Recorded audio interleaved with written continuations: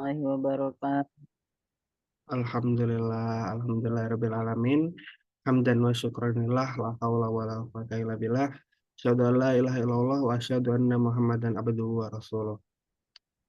Pertama-tama tak lupa mari kita panjatkan puja dan puji syukur kehadirat Allah Subhanahu wa taala atas berkat limpahan rahmatnya kita semua bisa berkumpul pada pagi hari ini. Insya Allah menyambut hari Sabtu yang indah dengan Madrasah Baitullah edisi spesial kali ini. Tak lupa sholawat serta salam selalu kita haturkan kepada junjungan kita, Nabi kita, Nabi Muhammad SAW, yang syafaatnya kita tunggu-tunggu di akhir kiamat dan semoga kita semua bisa mendapatkan syafaat beliau. Selamat pagi jamaah Madrasah Baitullah, teman-teman semuanya yang pada pagi hari ini sudah bersiap di depan layarnya masing-masing, ada yang di depan laptopnya, ada yang di depan HP-nya untuk menyimak, mendengarkan edisi spesial dari Madrasah Baitullah yang akan diisi oleh Ustadz Sayadita Karyawan dan juga Dr. Idya Psikiater yang insya Allah akan membahas mengenai mental health. Baik, sebelumnya saya ingin menghimbau kepada seluruh peserta Madrasah Baitullah untuk bisa menyimak dengan seksama, untuk bisa menyiapkan kesiapan terbaiknya. Mungkin kalau mau mencatat, boleh silahkan siapkan catatannya. Kalau mau menulis lewat buku, bisa siapkan bukunya. Menulis lewat laptop, bisa siapkan catatannya. Lewat HP, bisa siapkan catatannya.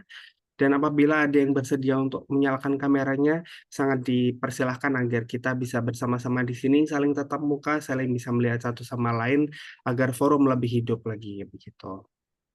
Baik, tanpa berlama-lama lagi, sebelum memulai Madrasah Baitullah, mari kita baca basmalah bersama-sama. Bismillahirrahmanirrahim. Bismillahirrahmanirrahim. Untuk itu langsung saja saya operkan kegiatan pagi hari ini kepada moderator yang akan membimbing kegiatan pada pagi hari ini. Insya Allah akan ada Ustadz Saidi Takaryawan. Selamat pagi Ustadz Saidi. Iya, Assalamualaikum Bang Div.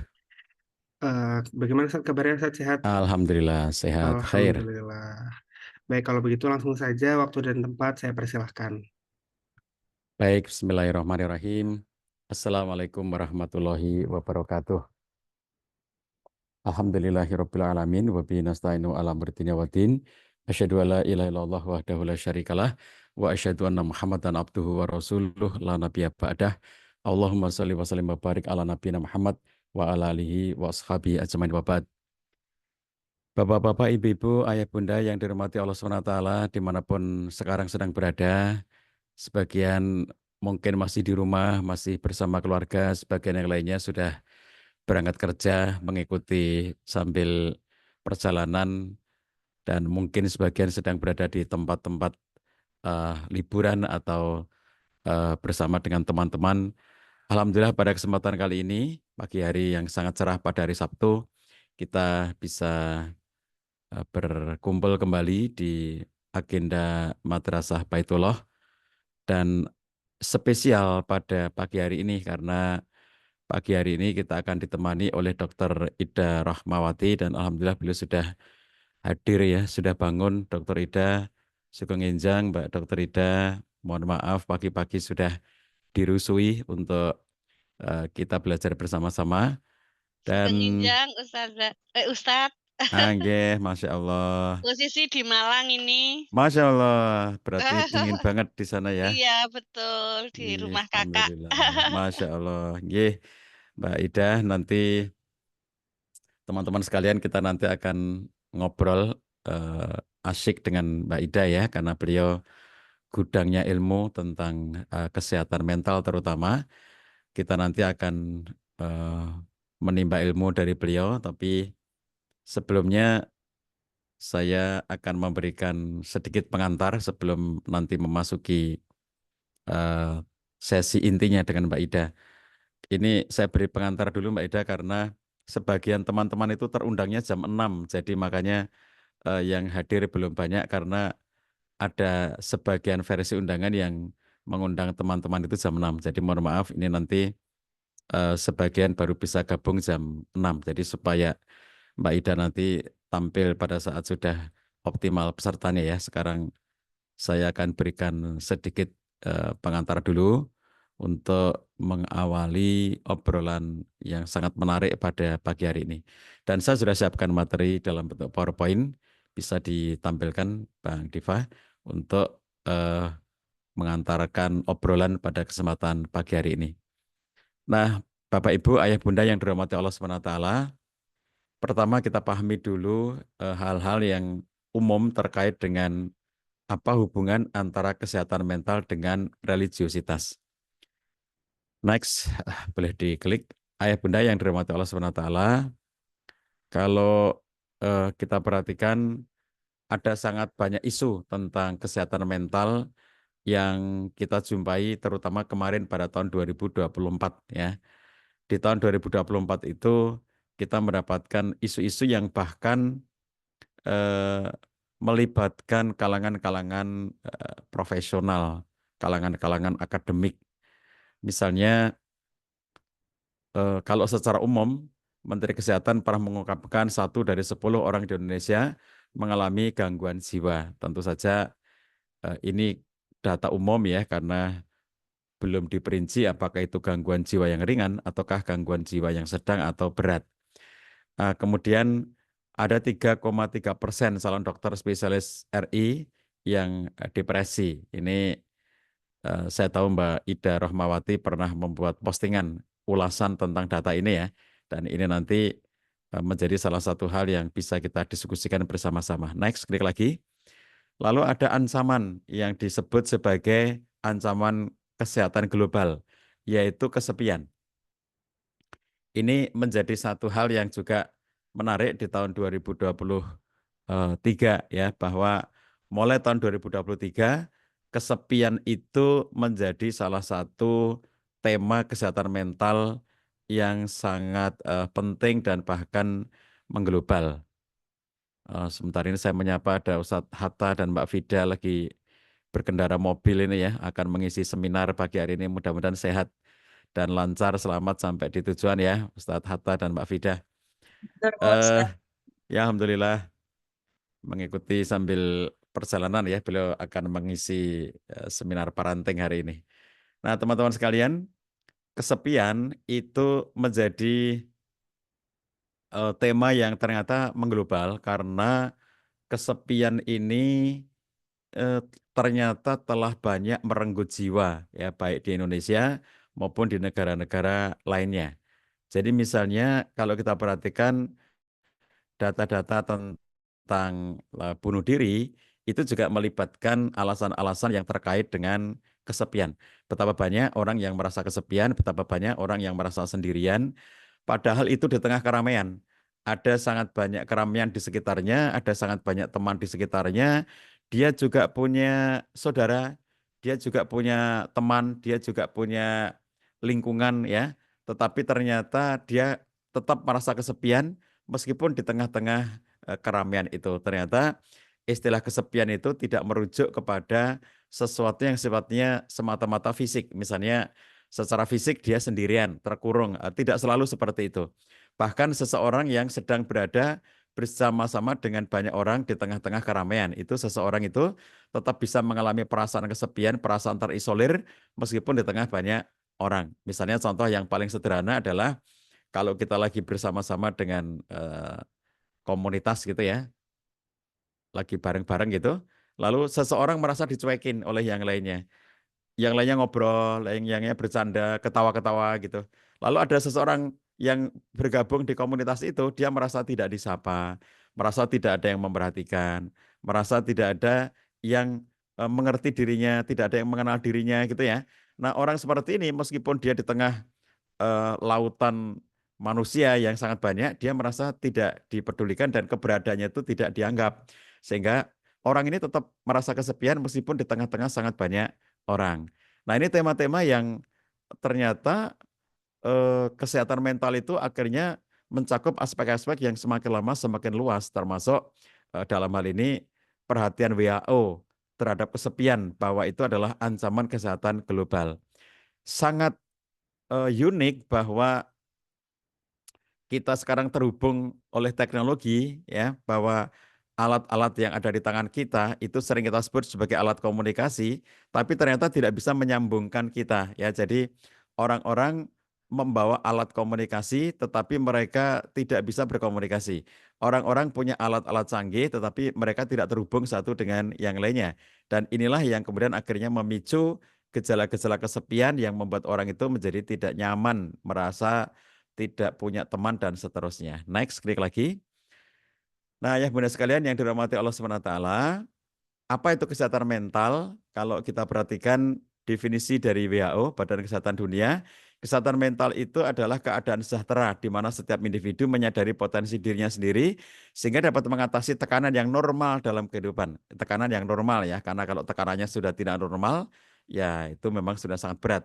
Sehingga dapat mengatasi tekanan yang normal dalam kehidupan, dapat bekerja secara produktif dan baik, dan mampu memberikan kontribusi untuk komunitasnya. Jadi, sehat mental itu tidak semata-mata seseorang yang dia itu bisa berlaku untuk dirinya sendiri, seperti misalnya menyadari potensi dirinya, mengatasi tekanan normal dalam kehidupannya, bekerja secara produktif dan baik, tapi ternyata kesehatan mental itu dikaitkan dengan aspek-aspek yang sifatnya adalah sosial, seperti mampu berkontribusi untuk komunitasnya. Jadi seseorang dikatakan sehat mental itu kalau dia punya kontribusi, kalau dia punya keterlibatan secara sosial.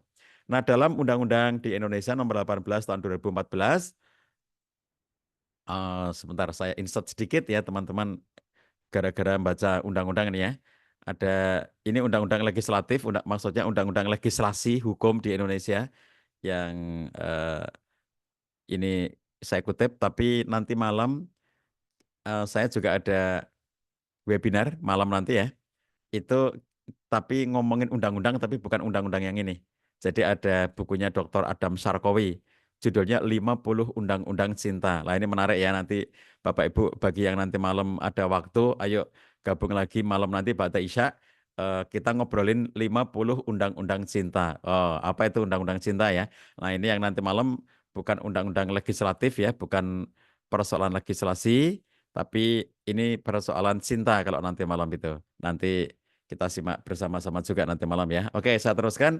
Jadi kalau yang ini Undang-Undang Negara ya, Undang-Undang Nomor 18 tahun 2014, bahwa kesehatan jiwa adalah kondisi di mana seseorang individu dapat berkembang secara fisik, mental, spiritual, dan sosial, sehingga individu tersebut menyadari kemampuannya sendiri, dapat mengatasi tekanan, dapat bekerja secara produktif, dan mampu memberikan kontribusi untuk komunitasnya. Nah ini mirip, tetapi dengan tambahan-tambahan yang lebih detail di dalam undang-undang itu dibandingkan dengan definisi yang diberikan oleh WHO. Next, klik lagi. Nah, beberapa studi tentang kesehatan mental, apa saja faktor-faktor yang terkait dalam kesehatan mental itu. Ini ternyata cukup luas dan sangat multidimensi kalau kita perhatikan ya. Misalnya saya kutipkan dari bukunya Pak A.F. Jailani, bahwa kesehatan mental itu meliputi diantaranya adalah sikap kepribadian yang baik terhadap diri sendiri, dapat mengenal diri sendiri dengan baik. Kemudian ada aspek pertumbuhan, perkembangan, dan perwujudan diri yang baik. Ada integrasi diri ya, yang meliputi keseimbangan mental, kesatuan pandangan, dan tahan terhadap tekanan-tekanan yang terjadi. Lalu ada otonomi diri yang mencakup unsur-unsur pengatur ketakutan dari dalam atau kelakuan-kelakuan yang sifatnya bebas, kelakuan ya maaf, unsur-unsur pengatur kelakuan dari dalam. Jadi maksudnya otonomi diri itu gini, ada hal-hal bahwa seseorang itu bisa bertindak, aku hari ini mau ngapain ya, aku ikut madrasah Baitullah, apa aku sekarang jalan-jalan, apa aku sekarang tidur, dan seterusnya. Itu adalah otonomi diri, seseorang yang kemudian dia bisa mengatur kelakuan perbuatan-perbuatan dalam dirinya, termasuk perbuatan-perbuatan bebas di mana dia tidak tertekan oleh orang lain. Kemudian termasuk juga persepsi mengenai realitas, bebas dari penyimpangan kebutuhan, serta memiliki empati dan kepekaan sosial. Ini juga dimensi dari kesehatan mental dan kemampuan untuk menguasai lingkungan dan berintegrasi dengannya secara baik. Jadi ini tadi yang terkait juga dengan aspek kesepian ya, bahwa kalau seseorang itu dia uh, terintegrasi dengan lingkungannya, dia tidak akan kesepian. Seseorang yang kesepian itu, dia punya lingkungan tapi nggak bisa berintegrasi dengan lingkungannya, maka muncullah kesepian, maka terganggulah kesehatan mentalnya. Next, klik lagi.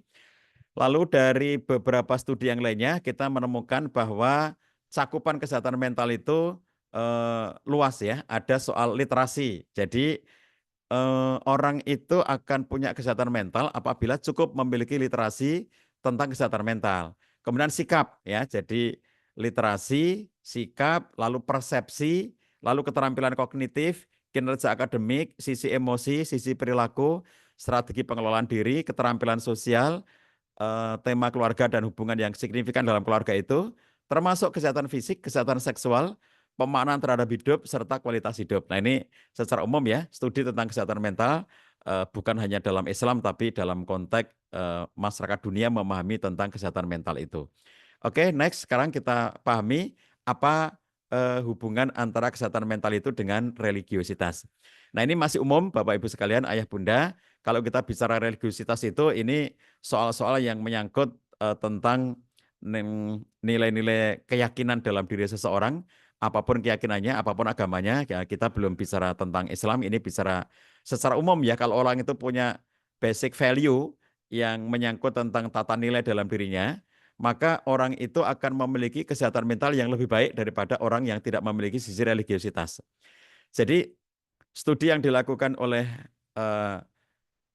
Gary Reker dan kawan-kawan ini ya, yang diterbitkan di Jurnal Gerontologi tahun 87 ya, sudah lama ini.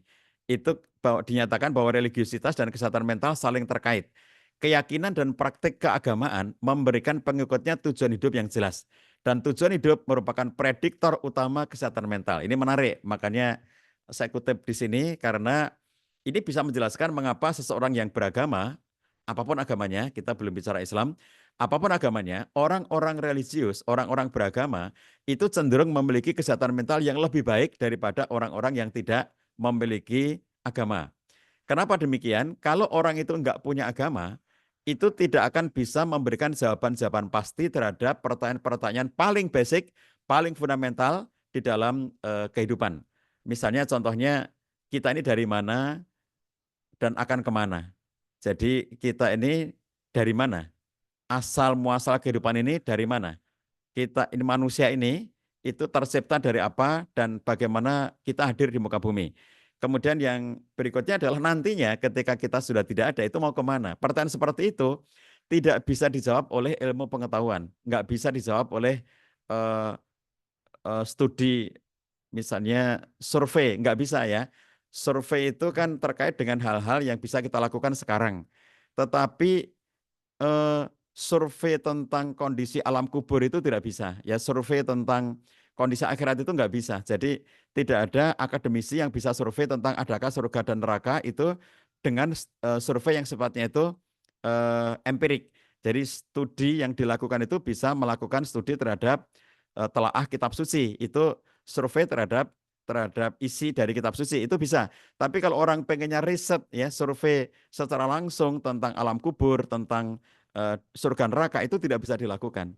Nah, makanya jawaban-jawaban tentang dari mana kita dan mau kemana kita itu hanya bisa didapatkan oleh orang yang beragama.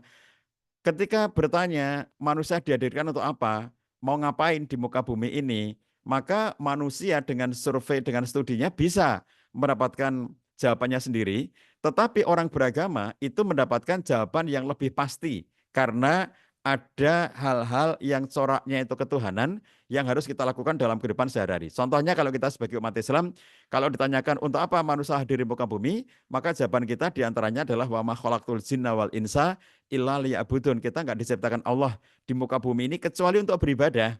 Kemudian juga jawaban lainnya adalah inni ja'ilun fil ardi khalifah, bahwa Allah menciptakan manusia di muka bumi itu adalah untuk menjadi khalifah.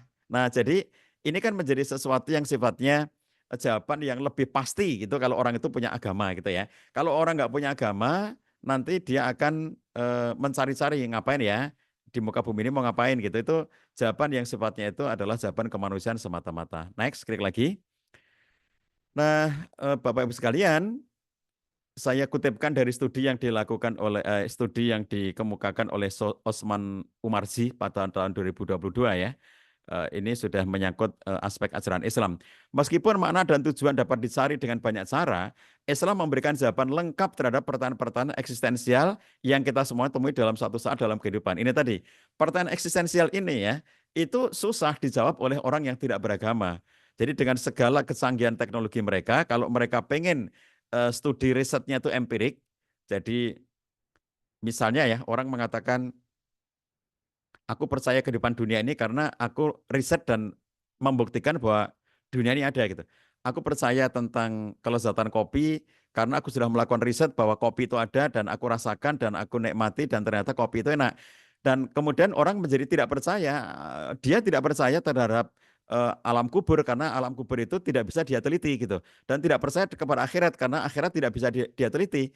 Nah, jadi ketika kemudian orang-orang itu terjebak dalam pemahaman-pemahaman materialisme, dia akan sangat sulit untuk menemukan jawaban-jawaban esensial dari setiap pertanyaan-pertanyaan kehidupan gitu. Mengapa aku dihadirkan oleh Allah di muka bumi? Itu jawaban yang pasti adalah jawaban agama. Next, klik lagi. Nah, dari kondisi itulah yang menyebabkan orang-orang beragama itu akan cenderung memiliki kesehatan mental yang lebih baik karena mereka sudah mengerti apa jawaban-jawaban dari pertanyaan esensial itu. Religiusitas dan kesehatan mental, oh ini tadi sudah ya, jadi next sekali lagi. Teman-teman sekalian, kita lihat bahwa, itu kembali ke atas ya. Coba, next lagi, klik lagi. Terus, next.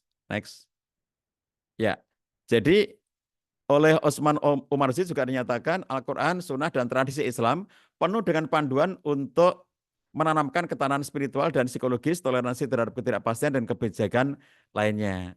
Dalam Quran surat Toha ayat 2, bahwa Allah SWT ma anzalna alaikal Qur'ana litashqa. Kami tidak menurunkan Quran itu kepadamu, wahai Muhammad, untuk membuat kesusahan. Jadi justru yang dilakukan oleh Quran, mengapa Quran dihadirkan, itu adalah justru untuk menghindarkan manusia dari berbagai macam kesulitan, kesusahan, kesedihan. Makanya sekian banyak ayat yang mengajak manusia itu untuk wala tahinu, wala tahzanu, jangan sedih, jangan cemas ya. Itu semuanya adalah bagian dari arahan mengapa Quran itu dihadirkan. Jadi ketahanan spiritual, kemudian toleransi terhadap ketidakpastian, itu manusia itu kan hidupnya itu nggak ada yang bisa memastikan. Kita hari ini mau menemui kejadian apa itu kan nggak ada yang pasti gitu ya. Jadi bukan hanya harga BBM yang tidak pasti, bukan hanya tabung gas 3 kilogram yang tidak pasti ya, bukan hanya kejadian-kejadian dalam hidup ya, mengapa ada bambu-bambu yang memagari laut itu yang tidak ada jawaban pasti gitu. Tetapi kalau kita perhatikan nasib kita sendiri hari ini itu tidak ada yang bisa memastikan. Ya, kita nantinya ngapain hari ini gitu ya. Jangankan hari ini sampai siang, sedangkan hari ini detik berikutnya aja kita tidak tahu apa yang bakal terjadi gitu ya. Ayah bunda suatu ketika ini kejadian pada masa pandemi kemarin. Saya sedang siaran Zoom seperti ini. Lalu kemudian di tengah-tengah Zoom itu terjadi gempa pada waktu itu ya. Dan kemudian gempanya terasa banget gitu. Lalu itulah satu contoh bahwa kadang-kadang kita itu dalam kehidupan sehari-hari ya, kita ngomong baik-baik sekarang gitu. Dan kita tidak tahu detik berikutnya nanti apa yang bakal terjadi itu nggak ada orang tahu gitu ya. Nah jadi agama, religiusitas itu membuat seseorang memiliki toleransi terhadap ketidakpastian, ya. Jadi itu contoh bahwa Islam datang itu adalah jawaban-jawaban terhadap hidup yang memang tidak pasti. Nah, sehingga kita punya panduan karena dalam ketidakpastian itu setiap orang butuh panduan. Next, klik lagi. Ayah bunda yang dirahmati Allah SWT, salah satu cara yang dimiliki Islam di dalam menjaga kesehatan mental itu diantaranya adalah dengan beberapa aspek-aspek ajaran ibadah. Di antaranya misalnya zikir, ya.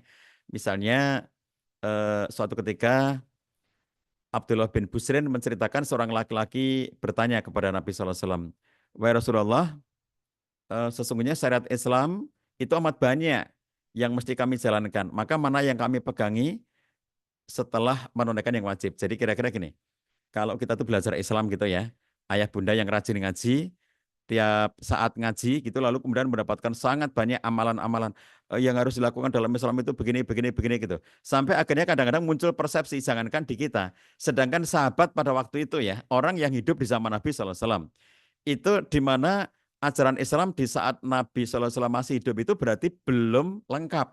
Karena lengkapnya nanti ketika Nabi sudah meninggal. Jadi ayat terakhir turun, Nabi SAW diwafatkan, maka berarti syariat Islam sudah sempurna. Di saat Nabi SAW masih hidup, itu berarti masih akan turun wahyu lagi, masih akan turun hukum lagi, dan seterusnya. Pada waktu itu sedang proses ya, kalau Nabi masih hidup itu berarti proses penyempurnaan syariat itu turun melalui Nabi SAW. Pada waktu itu berarti di saat orang ini bertanya kepada Nabi SAW, belum seluruh ajaran Islam itu turun kepada beliau. Ya. Nah, kalau di zaman kita hidup ini, semua sudah selesai. Hal-hal yang menjadi syariat Islam itu sudah selesai diturunkan Allah melalui beliau. Nah, pada waktu itu aja seseorang itu bertanya kepada Nabi, kok banyak banget ya? Syariat Islam ini banyak banget, ajaran-ajaran itu banyak banget, amal-amal itu banyak banget gitu.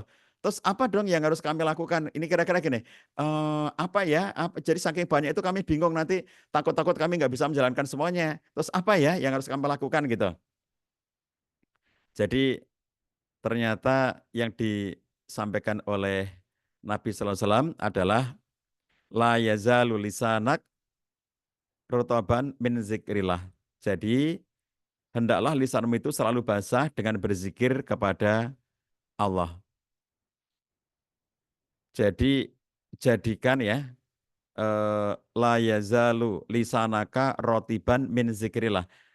Jangan berhenti, artinya terus-menerus. Jadi jadikan lisanmu itu basah terus-menerus dengan zikir kepada Allah SWT. Jadi zikir yang dilakukan secara terus-menerus itu merupakan salah satu hal yang sudah mengcover sangat banyak hal. Nah, jadi pertanyaan ini tadi ya, seorang sahabat bertanya, saking banyaknya ajaran-ajaran Islam, itu apa dong yang harus kami lakukan kalau kami sudah mengerjakan yang wajib nih? Puasa Ramadan sudah kami lakukan, sholat 5 waktu sudah kami lakukan. Nah, padahal banyak banget nih yang ada dalam Islam itu. Jadi apa dong yang bisa kami lakukan? Nah, lalu Nabi memilih di antara sekian banyak amalan-amalan, ajaran-ajaran itu, maka kemudian Nabi mengatakan hendaknya la yazalu lisanaka rotiban min zikrillah. Jangan sampai lalai bibirmu, lisanmu ya dari zikir kepada Allah. Jadikan zikir itu sebagai satu tradisi kebiasaan baik yang kamu lakukan setiap saat. Next, klik lagi.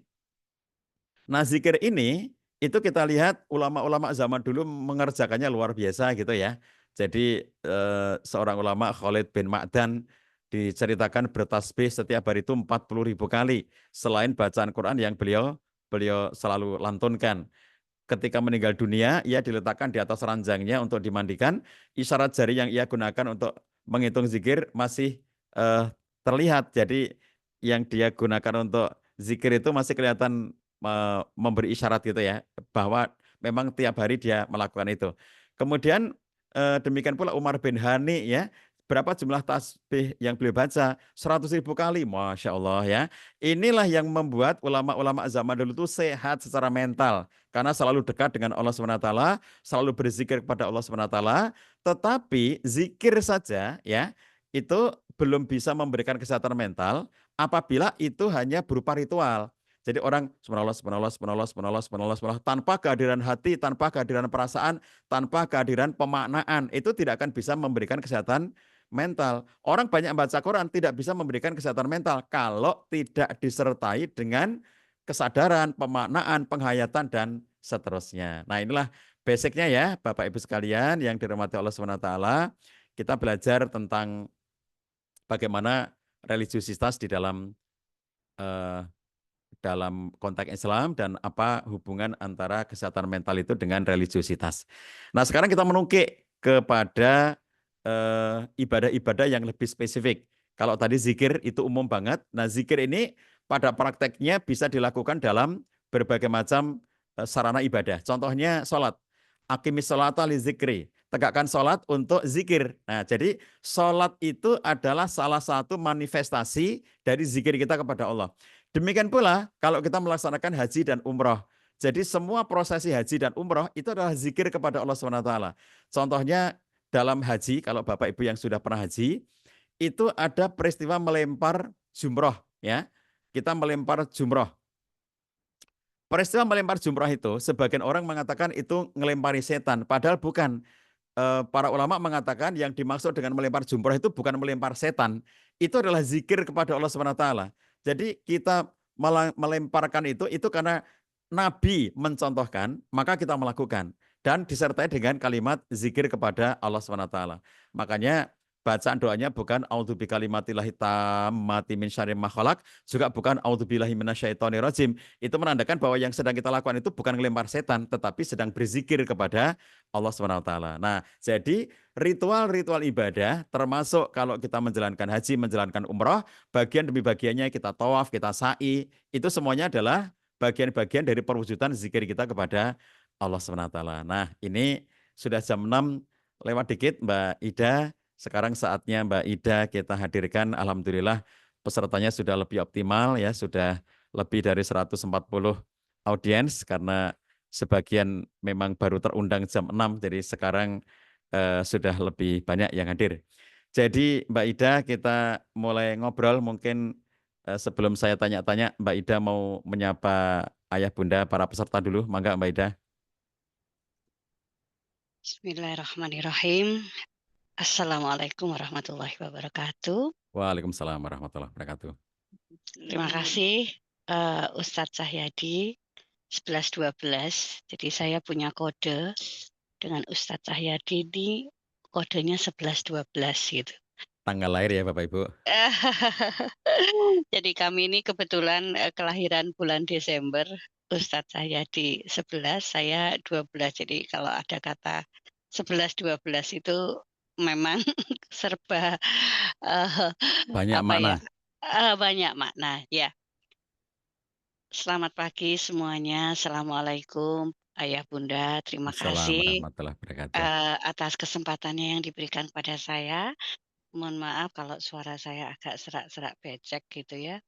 Jadi saya kemarin di Surabaya ada satu acara ilmiah, kebetulan saya mengisi materi tentang media sosial dan bagaimana optimalisasi untuk mengembangkan edukasi gitu. Jadi kelelahannya masih terasa gitu.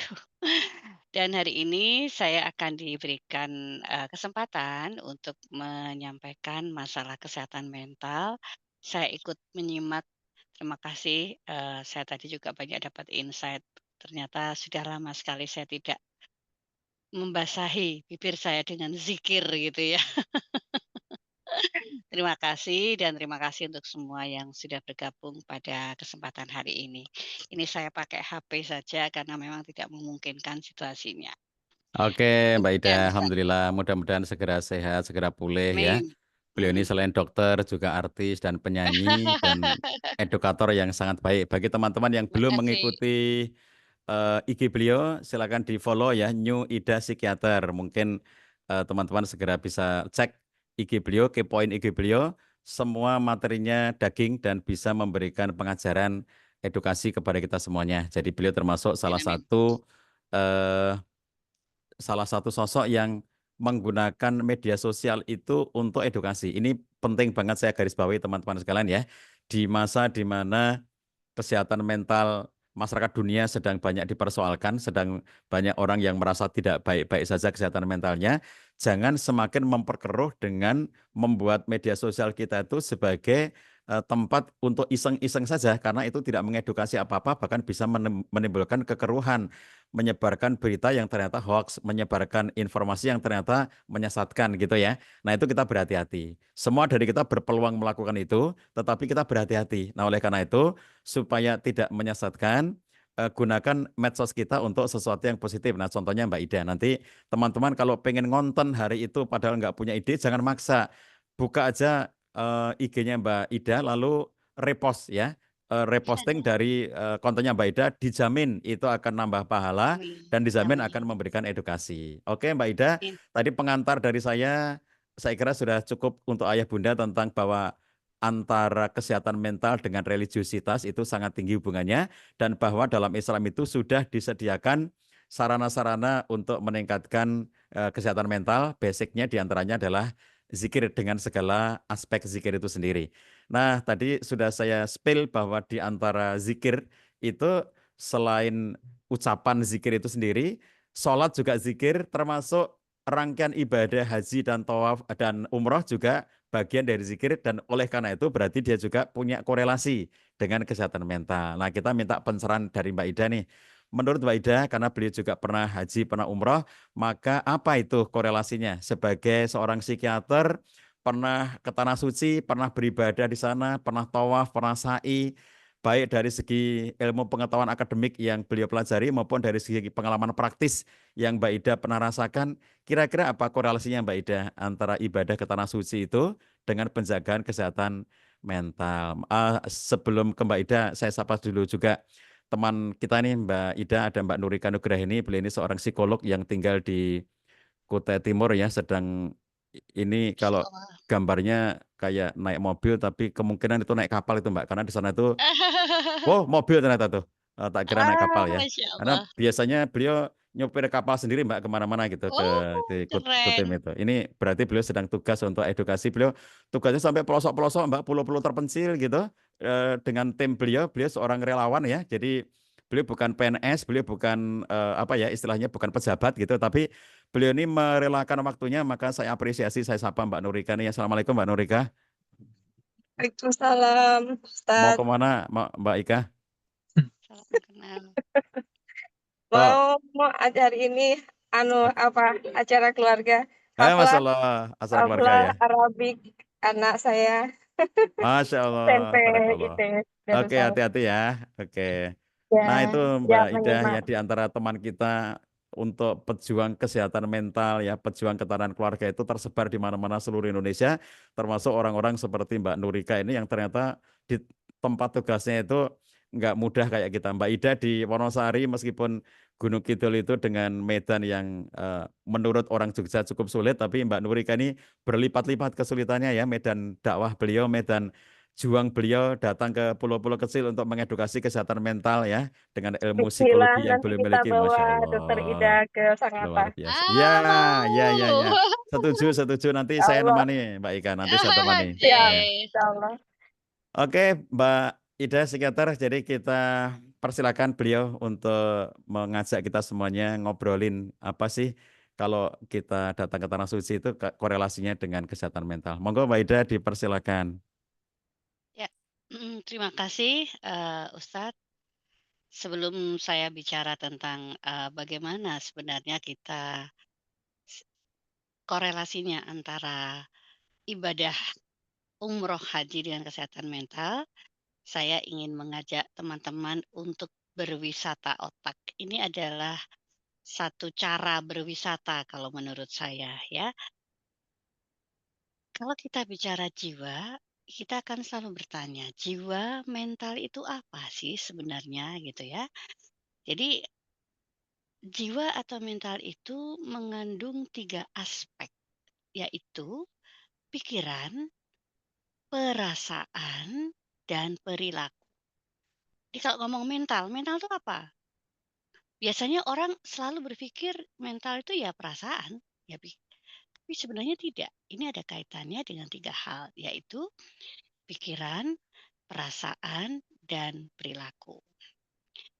Nah, pikiran, perasaan, dan perilaku itu bukan sekedar sesuatu yang sifatnya otomatik ya, tetapi ternyata memang ada sistem yang mengendalikan di otak. Jadi ini adalah gambar yang paling saya suka ketika saya berbicara tentang masalah mental, karena masih banyak orang menganggap mental itu bukan bagian dari medis gitu ya. Jadi kalau ngomongin medis seolah-olah menyangkut fisik. Minta tolong di slide saya digambar yang ini karena saya minta bantuan diklik, digambar di slide 5 langsung. Minta tolong untuk, eee, untuk co-host untuk slide 5 ya. Oke, slide 5. Jadi pada dasarnya manusia itu terlahir baik, ya. Karena memang di otak kita itu ada bagian otak yang mengatur hati nurani. Jadi teman-teman bisa lihat itu ada satu bagian otak yang namanya prefrontal cortex. Jadi prefrontal cortex itu memiliki 9 fungsi, yaitu empati, insight atau tilikan diri, response flexibility, emotion regulation, jadi regulasi emosi, regulasi tubuh, morality, intuisi, attune communication, dan fear modulation. Saya tidak akan menjelaskan satu-satu, saya akan menjelaskan beberapa poin dari bagian otak yang ternyata ini adalah sebuah fitrah bahwa manusia itu terlahir baik. Yang pertama adalah empati. Jadi kalau kita bilang bahwa ada kondisi misalnya saudara-saudara kita di Palestina, hati kita tidak tersentuh, tidak tergerak. Sebenarnya itu enggak juga.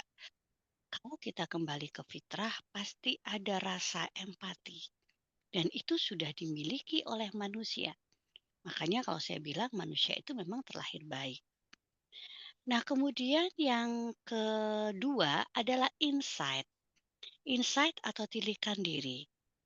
Apa sih yang dimaksud dengan insight? Yaitu insight itu adalah kemampuan seseorang untuk menilai apa yang ada dalam dirinya.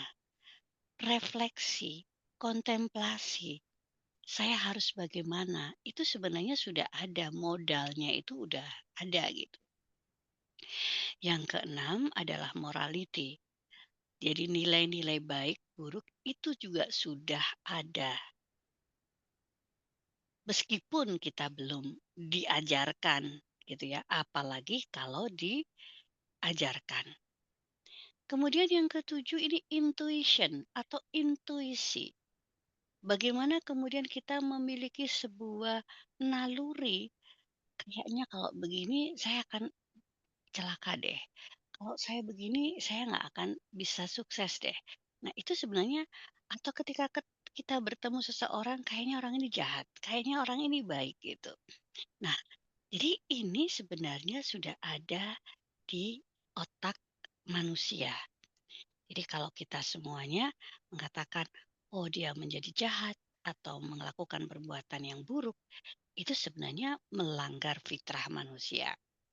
Itu sebabnya Bapak Ibu, saudara-saudara sekalian, kenapa ketika orang melakukan perbuatan yang melanggar norma, apakah itu norma agama, norma sosial, norma apapun, maka dia akan ada perasaan yang tidak tenang gitu. Nah, yang menarik lagi, ternyata di otak kita juga ada zat-zat kimia yang mempengaruhi pikiran, perasaan, dan perilaku. Nah, nanti kita kaitkan dengan ibadah. Tolong dibuka slide 11.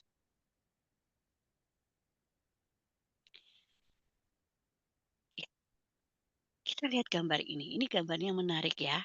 Kayak ada telur, ada rambutannya. Bapak Ibu, ini adalah gambar dari neurotransmitter, sel-sel saraf. Jadi otak kita itu ada sel, namanya sel-sel saraf. Bentuknya kira-kira seperti ini, sel-sel saraf. Nah, antara satu sel saraf dengan satu sel yang lain melakukan suatu komunikasi, ada perantara. Nah, namanya adalah neurotransmitter atau kimia otak. Slide berikutnya. Ya, suara saya kurang jelas ternyata. Iya. Jelas Dok, jelas banget. Mungkin Oke. teman-teman itu device-nya yang kurang. Oh Tolong ya, oke. teman-teman yang merasa suaranya nggak jelas, dicek device-nya masing-masing ya. Suaranya sangat jelas Mbak Ida. Mangga. Oke. Jadi kita lihat gambar ini ya. Teman-teman lihat di gambar yang sebelah kanan. Ini adalah gambar bagan Jadi bagaimana sel saraf satu dengan sel saraf berkomunikasi itu, kemudian ada segitiga atau bulatan-bulatan itu yang kita sebut sebagai neurotransmitter atau kimia otak. Pada orang dengan kondisi yang normal, maka jumlah neurotransmitter ini, jumlahnya adalah stabil, cukup gitu. Tapi lihat, pada orang yang mengalami depresi, jumlah segitiga dan bulatan-bulatan itu berkurang. Sehingga ketika kita lakukan treatment, ternyata jumlah ini menjadi cukup kembali. Jadi dari gambar ini menunjukkan bahwa situasi-situasi emosi kita itu sangat ditentukan oleh neurotransmitter atau kimia otak. Nah, kalau kita lihat gambar di sebelah kiri, ini adalah gambar otak. Kita bedakan otak orang yang normal dan orang yang depresi. Orang yang normal ya, ini biar gampang saja, kita lihat cahayanya itu banyak, tapi orang depresi cahayanya lebih sedikit. Nah, jadi kembali saya tekankan pikiran, perasaan, dan perilaku itu dipengaruhi zat-zat kimia yang ada di otak. Slide berikutnya. Nah, ternyata zat-zat kimia ini sangat banyak. Ada yang kita sebut sebagai, saya ambil beberapa saja, noradrenalin. Ternyata noradrenalin ini mempengaruhi konsentrasi kita. Bagaimana kita bisa konsentrasi, kita bisa fokus, ini juga dipengaruhi zat di otak, noradrenalin. Dopamin, bagaimana kita bisa merasakan suatu, kesenangan, ini dipengaruhi oleh dopamin. Serotonin, bagaimana ketika kita sedih, kita cemas, itu ternyata serotoninnya turun. Kemudian ada yang namanya glutamat. Kenapa sih kita kok nggak inget? Ini ternyata ada kaitannya dengan glutamat. Kenapa ada orang yang bisa belajar dengan baik? Kenapa ada orang yang kesulitan belajar dengan baik? Ini ternyata ada kaitannya dengan asetilkolin. Jadi banyak sekali kimia-kimia otak yang mempengaruhi bagaimana seseorang bisa menangkap sesuatu atau pikiran, perasaan, dan perilaku. Nah, ternyata ini juga dipengaruhi atau saling mempengaruhi terhadap kondisi fisik seseorang ketika dia menghadapi suatu tekanan, menghadapi suatu permasalahan. Kita masuk di slide berikutnya, di slide 15. Lanjut.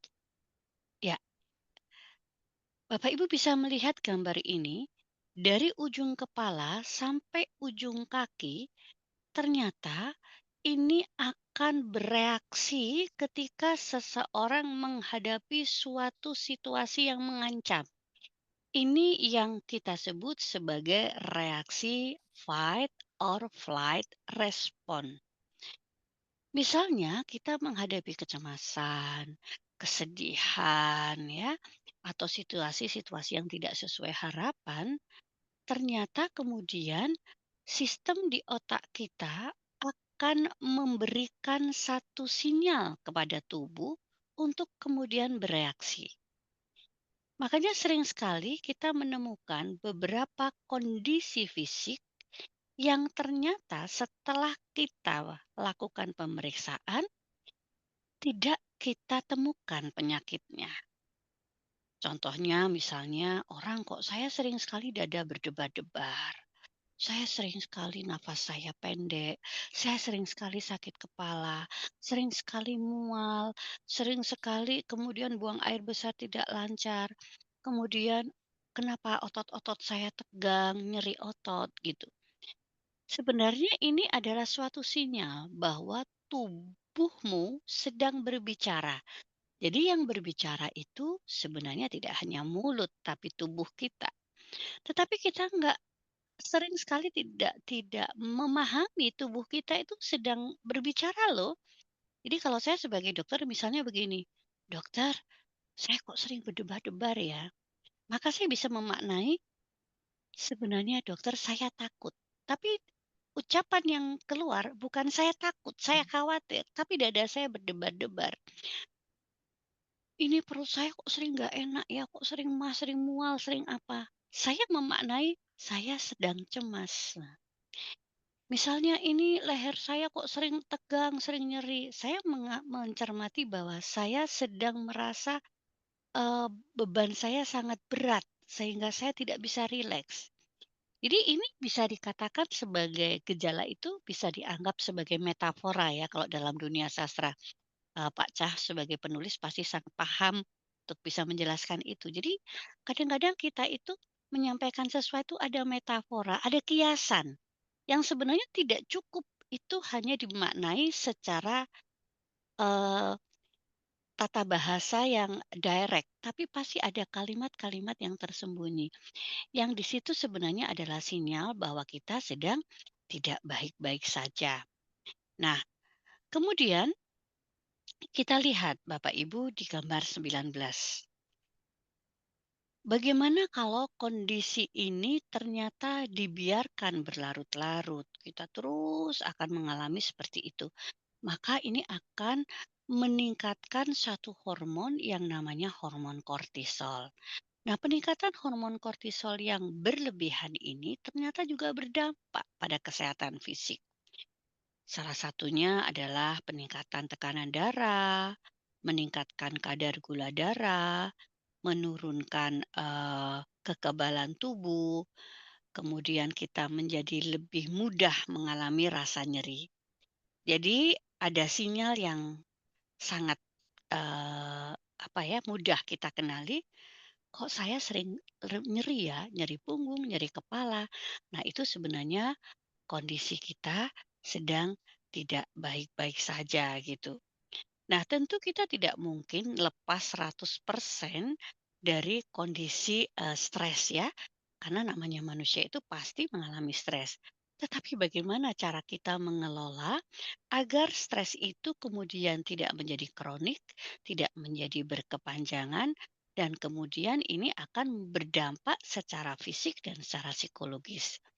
Kita lihat itu Bapak Ibu ada gambar orang tersenyum orang cemberut. Nah, ternyata kondisi stres itu juga bisa menurunkan kimia otak atau neurotransmitter yang disebut sebagai serotonin. Nah, serotonin inilah yang menjadi biangnya kenapa seseorang mengalami depresi, mengalami anxiety, dan lain sebagainya. Oke, kita lihat gambar berikutnya, Bapak Ibu. Tolong di gambar 21. Nah, banyak orang salah kaprah ketika, mengatakan tentang kesehatan mental. Jadi kesehatan mental itu erat kaitannya dengan stigma. Stigma itu adalah anggapan yang salah di masyarakat yang kemudian dianggap sebagai kebenaran umum dan dilabel sehingga orang-orang yang mengalami masalah mental itu menjadi sulit mendapatkan pertolongan, baik karena self stigma, dia sendiri menganggap, ini bukan sesuatu yang terkait dengan medis gitu ya, atau orang lain yang kemudian, memberikan, eee, apa, judge ya, memberikan label, "Wah kamu begini karena begini," gitu. Nah, coba kita lihat gambar ini, ternyata ada banyak faktor yang mempengaruhi kesehatan mental seseorang.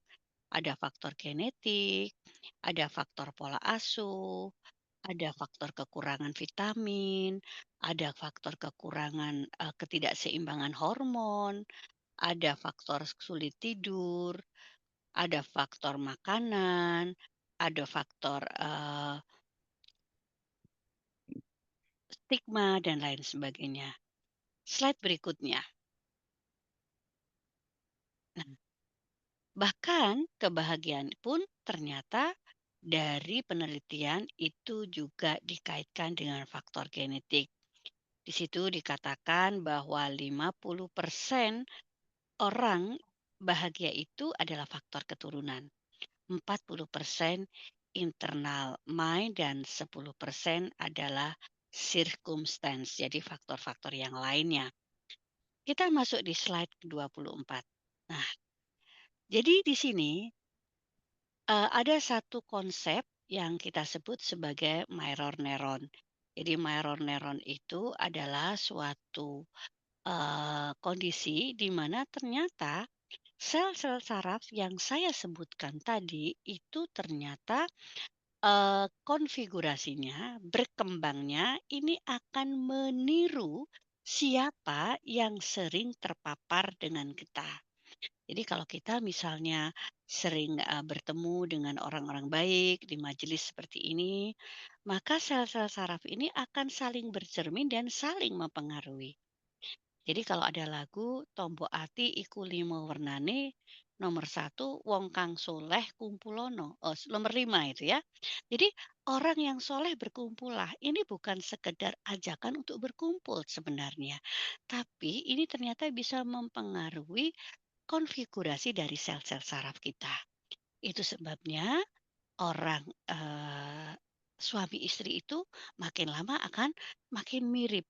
Maka kita penting membentuk komunitas atau suatu majelis supaya kita saling berinteraksi satu sama lain. Nah, kita lanjutkan di gambar 26. Oke.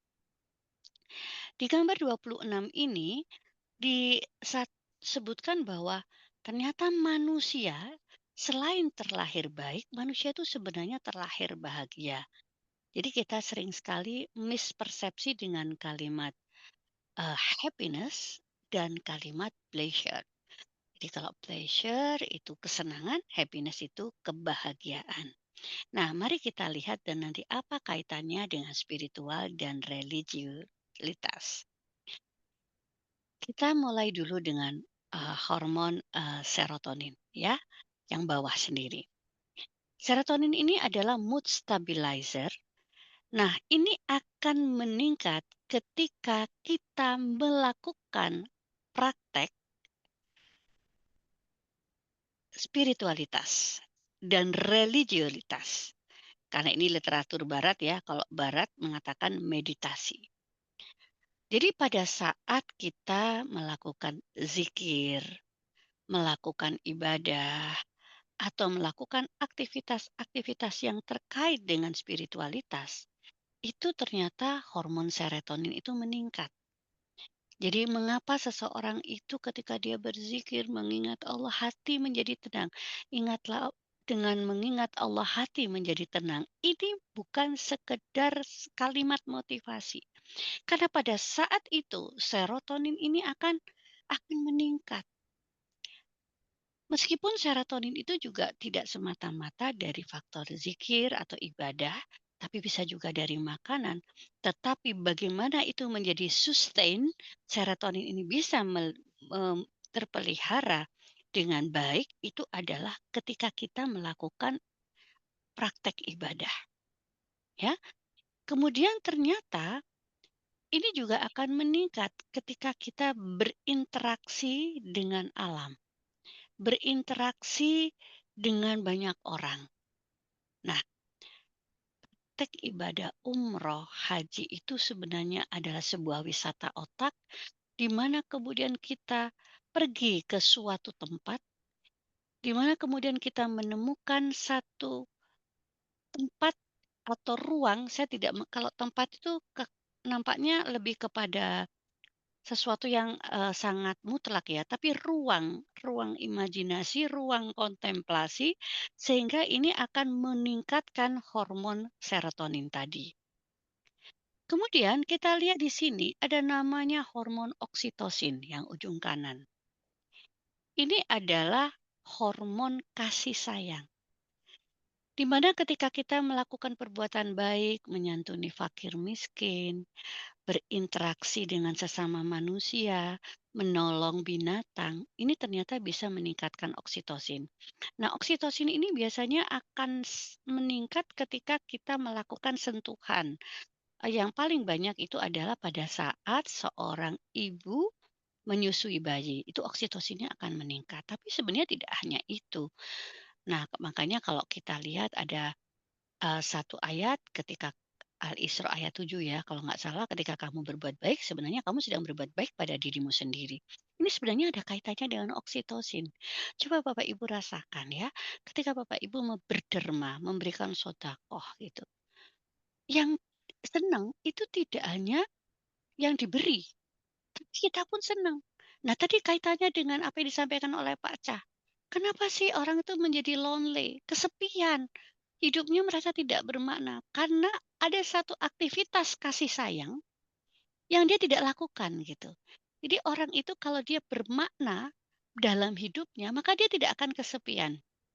Beberapa penelitian mengatakan bahwa orang-orang yang menjadi adiksi eh, judi, apakah itu judi online atau kemudian dia judi adiksi pornografi, adiksi apapun, sebenarnya mereka itu adalah orang-orang yang kehilangan makna. Sehingga dia merasa bahwa saya harus mencari sesuatu yang membuat saya itu punya harapan. Jadi harusnya kalau kita itu hidup kita itu memiliki kebermaknaan, maka itu tidak akan membuat kita menjadi kesepian gitu. Nah, kemudian di sini ada hormon dopamin atau yang kita sebut sebagai hormon hadiah. Hormon hadiah ini akan meningkat ketika kita berhasil menaklukkan sesuatu. Misalnya ketika kita di Madinah, aku tak arba'in gitu. Begitu kita berhasil melakukan arba'in, wah dopamin meningkat. Saya target nih, saya mau zikir hari ini, misalnya surat Ke raudhah gitu, Mbak? Itu dopaminnya akan meningkat. Wah, akan meningkat, betul. Jadi ada perasaan-perasaan puas ketika kita berhasil menaklukkan sesuatu. Nah, kemudian ada lagi hormon yang kita sebut sebagai hormon endorfin. Jadi hormon endorfin ini sebenarnya adalah anti nyeri alami. Ini kalau kita bisa olahraga ya jelas ya. Ini misalnya dengan humor, tertawa, berinteraksi. Nah, bayangkan ketika kita beribadah itu, kita akan banyak berinteraksi dengan banyak orang. Nah, kalau kita lihat di sini sebenarnya pada saat kita melakukan suatu perjalanan ibadah atau perjalanan umroh, itu jangan dianggap hanya sekedar suatu ibadah.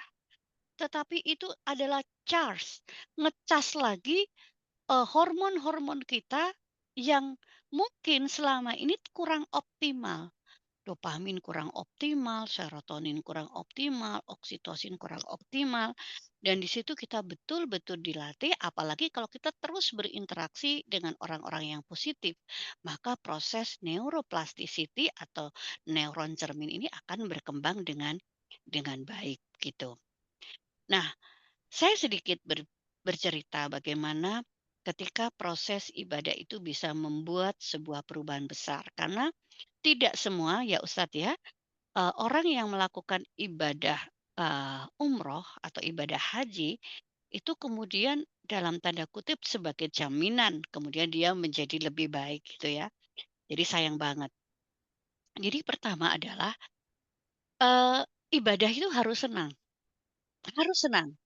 Jadi jangan sampai kita beribadah itu ada suatu perasaan tertekan atau perasaan bahwa ini adalah bagian dari gimana ya, ya sebenarnya itu juga nggak bisa saya salahkan juga. Suatu prestasi untuk menunjukkan, "Aku udah haji loh, aku udah umroh loh," gitu ya. Jadi tapi kita harus tanya dulu, sebenarnya saya ibadah itu apa sih? Oke, itu karena Allah, itu jelas. Tapi nikmati dulu, anggaplah ini sebagai sesuatu hal yang menyenangkan. Yang kedua, ibadah itu harus ikhlas. Loh kok bisa? Ya, ujian kita itu adalah pada saat kita melakukan ibadah umroh atau ibadah haji, itu kan biayanya nggak main-main gitu ya. Dan itu godaannya besar banget. Aduh ini biaya, kalau seharusnya kalau saya belikan ini saya bisa dapat ini, harus begini. Itu kalau kita masih otak kita masih dipenuhi dengan pikiran-pikiran bahwa matematikanya itu masih jalan terus, maka ini pasti kita akan berada pada kondisi yang lelah gitu. Jadi yang pertama adalah harus eh, selain niat dan sebagainya ya, harus senang, harus ikhlas. Dan yang ketiga, kita harus memiliki keyakinan bahwa apa yang kita lakukan ini sebenarnya bermanfaat untuk kita. Nah, banyak orang berpikir bahwa apa yang kita lakukan ini sebenarnya lebih bermanfaat untuk orang lain daripada diri kita. Ini adalah pemahaman saya. Mohon dikoreksi Ustadz kalau saya salah gitu ya. Menurut saya, semua manusia itu egois. Ada ayat-ayat yang sebenarnya ini menyindir atau justru ayat fitrah. Misalnya begini nih, kita kan ketika orang berbuat baik pada orang lain, sebenarnya dia sedang berbuat baik pada diri sendiri. Menurut saya manusia itu egois dan selalu punya pamrih. Kalau ini nggak bermanfaat untuk diri sendiri ngapain gitu kan. Tapi nggak masalah ketika itu menjadi sebuah internal motivasi.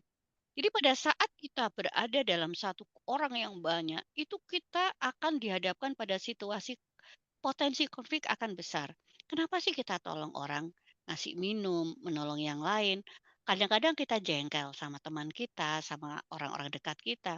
Tapi kalau kita kembali kepada esensinya, saat kita melakukan kebaikan pada orang lain, itu sebenarnya kita sedang melakukan kebaikan pada diri kita sendiri. Maka motivasi ibadah itu harus terus dilakukan sehingga kita tidak merasa rugi gitu. Nah, ini yang kadang-kadang membuat kita itu, "Aduh, saya itu gini malah ngurusi wong tua, malah ngurusi ini, malah ngurusi itu." Bagaimana kita bisa membuat ini menjadi sukacita, menjadi hal yang menyenangkan buat kita. Kita tidak merasa rugi apapun ketika kita melakukan hal-hal yang baik pada orang lain.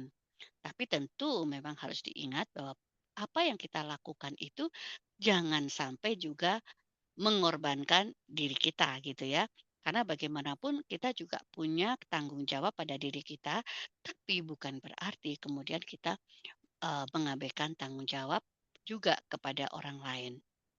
Nah, kemudian catatan menarik saya adalah bagaimana ibadah itu adalah suatu hal yang harus diterapkan di dalam pikiran kita adalah sesuatu proses kemandirian. Karena kalau kita itu tidak mandiri, maka otak kita tidak mandiri, maka itu akan punya potensi konflik. Nah, karena ini terkait dengan family, dengan keluarga, saya akan sedikit membagi cerita di akhir paparan saya eh, tentang perjalanan haji saya dengan suami. Jadi saya itu senang sekali mendapatkan nasihat dari banyak orang. Salah satu nasihatnya adalah bahwa nanti ujiannya, salah satu ujian ibadah umroh atau haji dengan pasangan itu adalah bertengkar. Suami istri itu punya potensi untuk bertengkar. Ada yang suami istri itu selalu berdua kelihatan romantis, di sana bisa bertengkar. Tapi ada yang kemudian kelihatannya itu tidak romantis, tapi di sana bisa rukun gitu. Apa sih yang sebenarnya kita pelajari dari ibadah itu? Nah, waktu itu saya merenung nih sama suami saya. Wah, ini kita pergi berdua nih. Bagaimana kita meminimalkan potensi konflik di antara kami berdua? Maka kami berdiskusi. Oke, bagaimana cara kita supaya kita tidak berkonflik? Kita bikin semacam komitmen. Komitmen pertama adalah kita tidak perlu saling menunggu untuk aktivitas-aktivitas yang menurut kita itu tidak terlalu urgent, tidak terlalu membutuhkan resiko. Misalnya nih, makan. Siapa yang lapar? Makan dulu. Kalau misalnya di Madinah, kita mau sholat, sholat siapa? Ya sholat dulu. Tidak usah menunggu di sini, di sana, di sini. Nah, kemudian kita tidak perlu ribut untuk hal-hal yang tidak penting. Misalnya nih, urusanmu ini urus sendiri, ini urus sendiri. Jadi kami punya kesepakatan-kesepakatan yang kemudian ini menjadi meminimalkan konflik. Misalnya kalau saya akan melakukan ini, maka kamu tidak perlu intervensi pada hal ini gitu. Dan itu betul-betul saya terapkan, Bapak Ibu.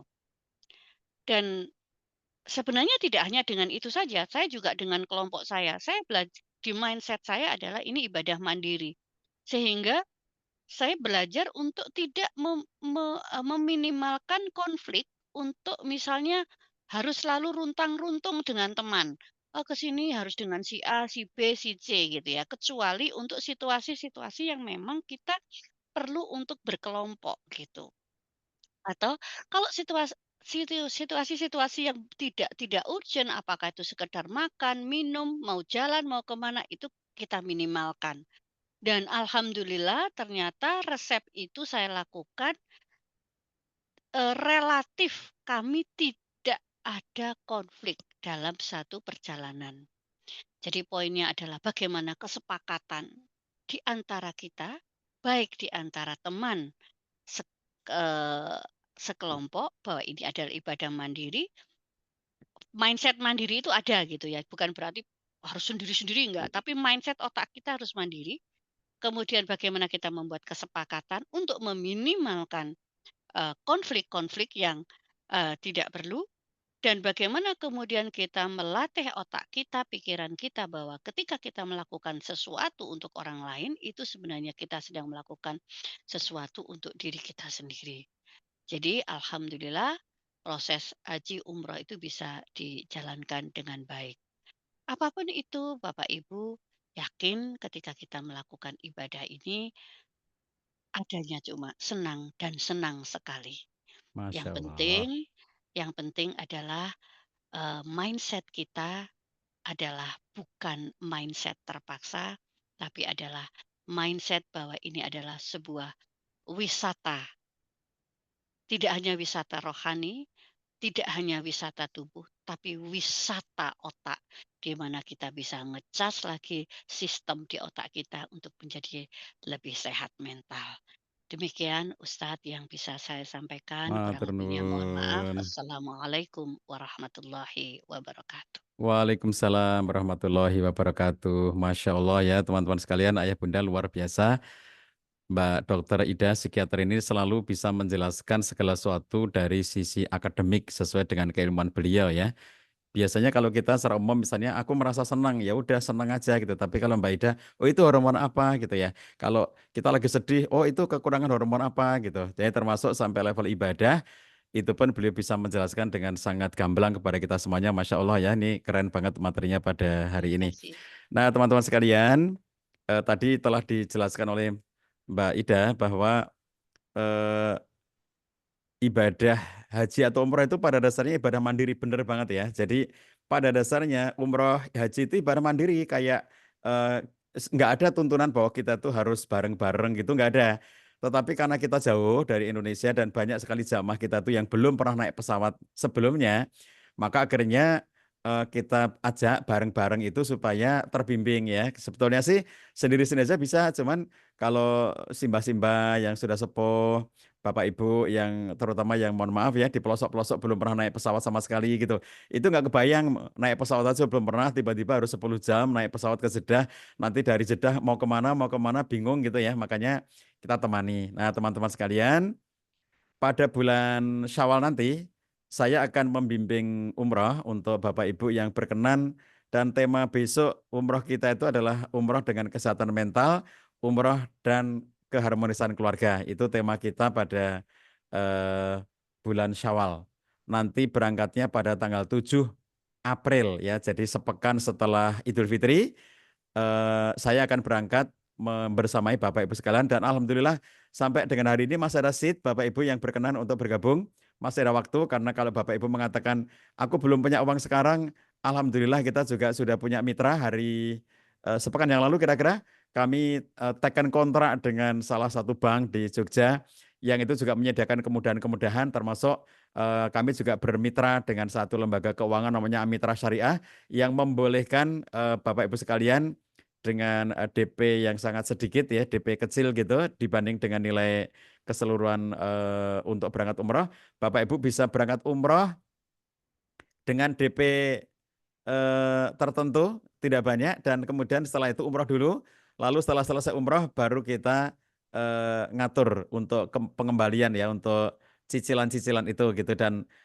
apabila ada jamaah yang ngambil dana talangan dari Amitra Syariah, ternyata qadarullah Allah takdirkan ada yang wafat di Tanah Suci atau wafat sebelum selesai membayar tanggungan, itu langsung diputihkan, langsung lunas, tidak diwariskan utangnya ke anak cucu. Jadi ini kami bermitra dengan lembaga namanya Amitra Syariah dan juga dengan lembaga Bank BDS Syariah, itu semuanya memberikan kemudahan-kemudahan bagi Bapak Ibu semuanya. Jadi yang paling penting itu adalah niat, dan saya selalu mengajak Bapak Ibu sekalian yang pernah saya bimbing umroh ya, mesti ingat saya selalu mengatakan di tanah suci kita harus bahagia. Nah, kayak Mbak Ida tadi sampaikan ya, ibadah itu harus senang ya. Nah, itulah yang kami selalu sampaikan sejak mendarat di Madinah atau mendarat di Jeddah. Saya sudah bilang, Bapak Ibu, kita sudah sampai di tanah suci, kita sudah mendarat di tanah suci, mari kita berbahagia di sini. Itu ada hadis Nabi Sallallahu Alaihi Wasallam.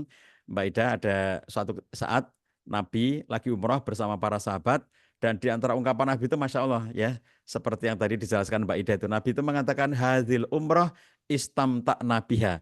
Inilah umroh di mana kita bersenang-senang dengannya. Nah, jadi umroh itu untuk bersenang-senang, umroh itu membahagiakan, umroh itu menyenangkan gitu ya. Jangan sampai saya bilang sama jamaah umroh yang saya bimbing itu, masa ini sudah sampai di kota Nabi di Madinah kok besengut. Besengut itu apa? Besengut itu enggak senyum, besengut itu Mengerut. wajahnya itu enggak enak banget dilihat gitu ya. Di kota Nabi itu bahagia dong. Ini di kota masjidnya Masjid Nabi. Kalau di Mekah ini kota kelahiran Nabi. Masjidil Haram di dalamnya ada Ka'bah. Ka'bah itu bangunan yang para sejarawan mengatakan sudah ada sejak zaman Nabi Adam alaihissalam. Oh, Masya Allah ya. Jadi kalau kita ke Ka'bah itu kita membayangkan Nabi Adam pernah ke sini. Nabi Ibrahim membangun kembali. Nabi Muhammad beribadah mengajak kita menjalankan tawaf di sini. Itu semuanya rangkaian-rangkaian yang membahagiakan. Nah, jadi Bapak Ibu, secara teknis akan dijelaskan detailnya oleh Bang Diva. Silakan Bang Diva menjelaskan.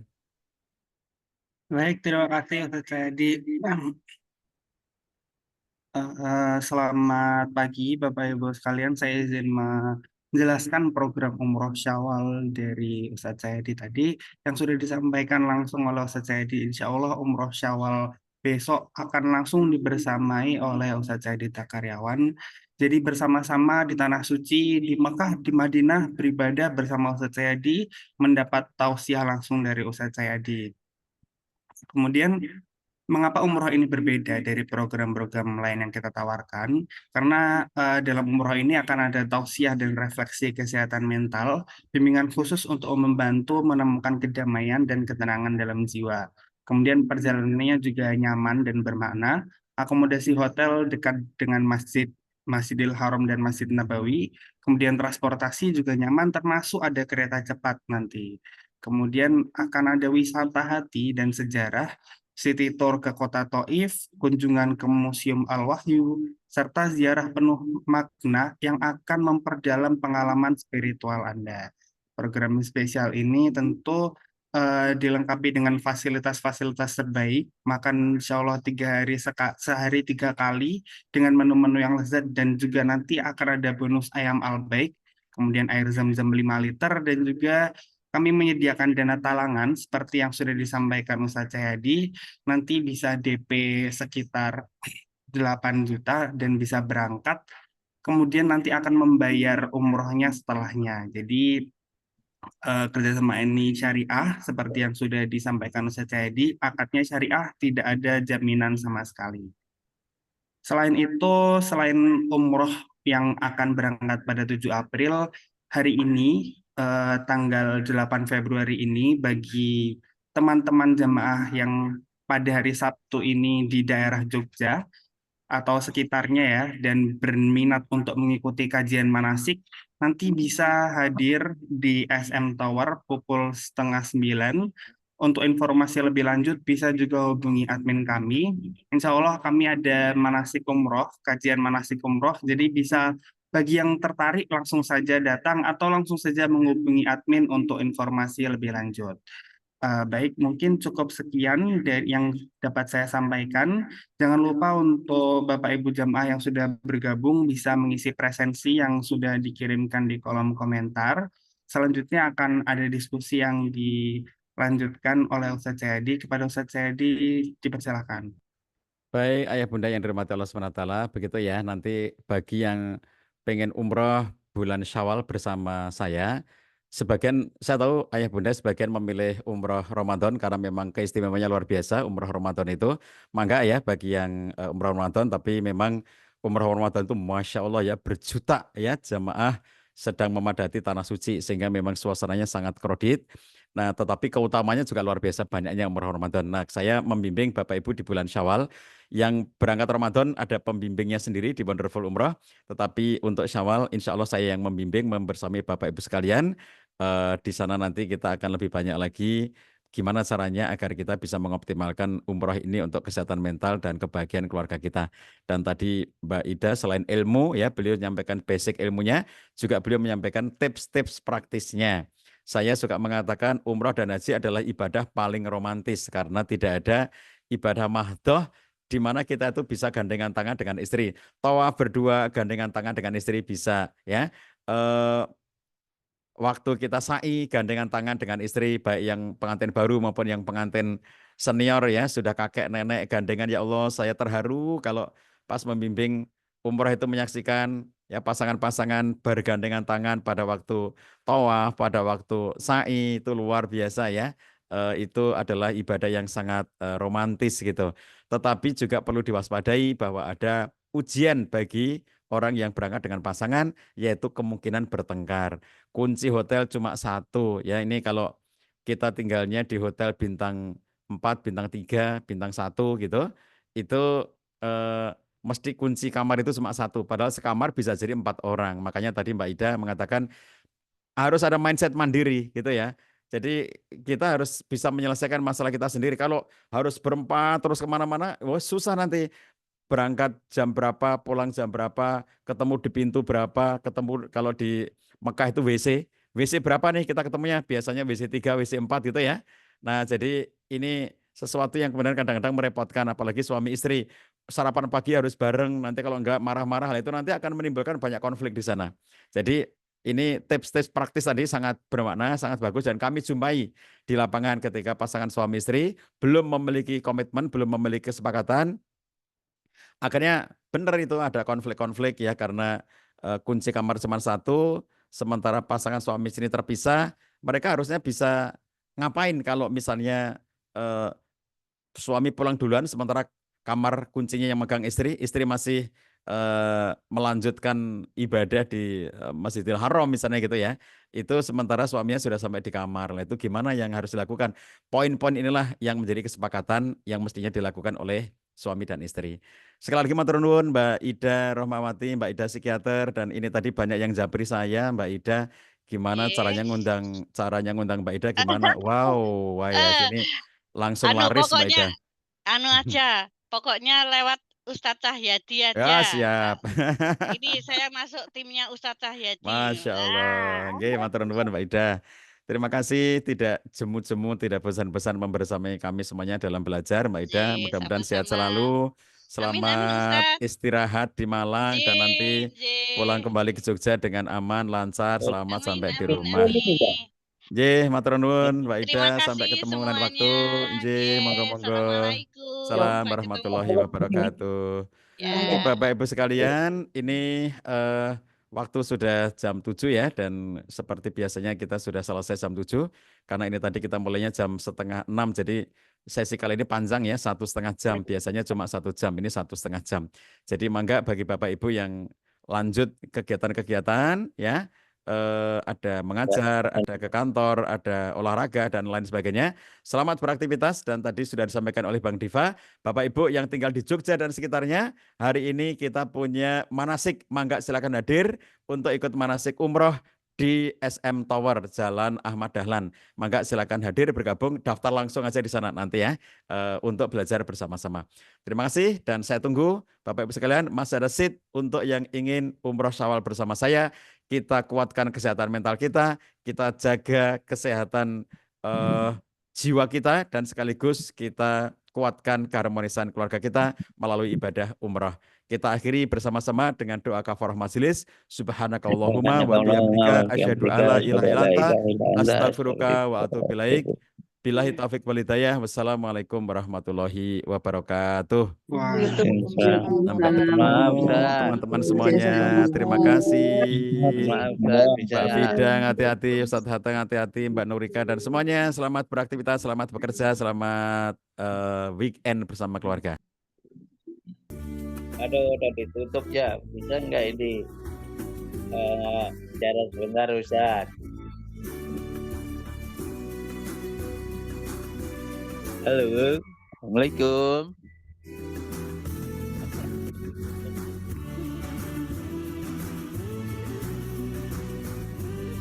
Assalamualaikum.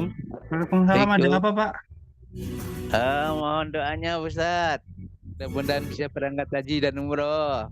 Masya Allah, semoga Ini dari Bekasi, dilancarkan. Ustaz. Dari Bekasi. Insya Allah dari Bekasi.